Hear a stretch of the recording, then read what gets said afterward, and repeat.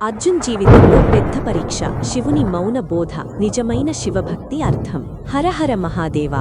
8 పరీక్ష మొదలైంది.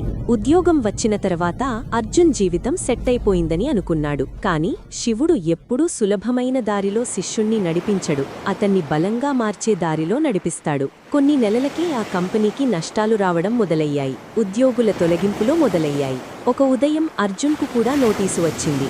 సేవలు అవసరం లేదు. ఆ కాగితం చేతిలో పట్టుకుని అతను కూర్చున్నాడు. ముందు ఉద్యోగం పోయింది, ఇప్పుడు మళ్లీ అదే స్థితి. మనసులో ఒక్క ప్రశ్న, శివా, నేను నిన్ను నమ్మాను, అయినా ఎందుకు ఇది? 9 శివుడు మౌనంగా ఉన్నాడు. ఆ రోజు అర్జున్ శివాలయానికి వెళ్లాడు. కళ్లల్లో కోపం కూడా ఉంది, బాధ కూడా ఉంది. అతను గట్టిగా అడిగాడు, నేను తప్పేం చేశాను? నిన్ను నమ్మడం తప్పా? నువ్వు ఎందుకు మౌనంగా ఉన్నావు? శివలింగం మాత్రం మౌనంగా ఉంది. ఏ స్పందన లేదు, ఏ సంకేతం లేదు. అర్జున్ కోపంగా బయటికి వచ్చేశాడు. 10 మౌన బోధ. ఆ రాత్రి మరోసారి స్వప్నం. ఈసారి శివుడు మాట్లాడలేదు, కేవలం ఒక దృశ్యం చూపించాడు. ఒక రైతు విత్తనాలను భూమిలో వేస్తున్నాడు. వాన రాలేదు, సూర్యుడు మండుతున్నాడు. రైతు విత్తనాలను బయటికి తీయలేదు. రోజూ నీళ్లు పోస్తూనే ఉన్నాడు. కాలం గడిచింది. ఒకరోజు వర్షం వచ్చింది. పంట పచ్చగా మొలిచింది. అప్పుడు శివుని స్వరం వినిపించింది. విత్తనం మొలవకపోతే రైతు దేవుణ్ణి నిందించడు, తన శ్రమను ఆపడు. అర్జున్ మేల్కొన్నాడు.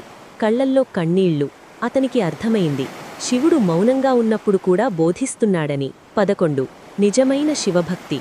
అర్జున్ మరో నిర్ణయం తీసుకున్నాడు. నేను శివుణ్ణి సమస్యలు పరిష్కరించమని అడగను, సమస్యలను ఎదుర్కొనే బలాన్ని మాత్రమే కోరుకుంటాను. అతను మళ్లీ చదువు మొదలుపెట్టాడు. కొత్త నైపుణ్యాలు నేర్చుకున్నాడు. పగలు కష్టపడి, రాత్రి శివుని జపం. ఈసారి అతను తొందరపడలేదు. ఫలితం కోసం కాదు, కర్మకోసం పనిచేశాడు. 12 అహంకార పరీక్ష. కొన్ని నెలల తర్వాత అర్జున్కు మంచి అవకాశం వచ్చింది. పెద్ద కంపెనీ, మంచి జీతం, గౌరవం. ఈసారి అతని చుట్టూ ఉన్నవాళ్లు మారిపోయారు.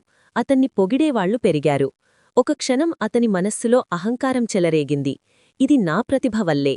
అదే రాత్రి శివాలయానికి వెళ్లాడు. శివలింగం ముందు నిలబడి ఉండగానే నందివైపు చూశాడు. నంది ఎప్పుడూ తలవంచే ఉంటుంది.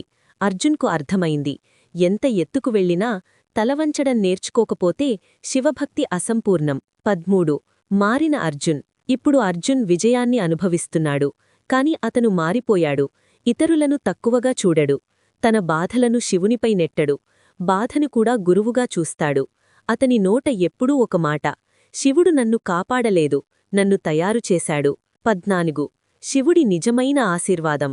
ఒకరోజు గ్రామంలోని ఒక యువకుడు అర్జున్ని అడిగాడు, శివుణ్ణి నమ్మితే అన్ని సమస్యలు పోతాయా? అర్జున్ నవ్వి అన్నాడు, లేదు, కాని సమస్యలు వచ్చినా నువ్వు కూలిపోకుండా నిలబడే శక్తి వస్తుంది. అదే శివుని నిజమైన ఆశీర్వాదం.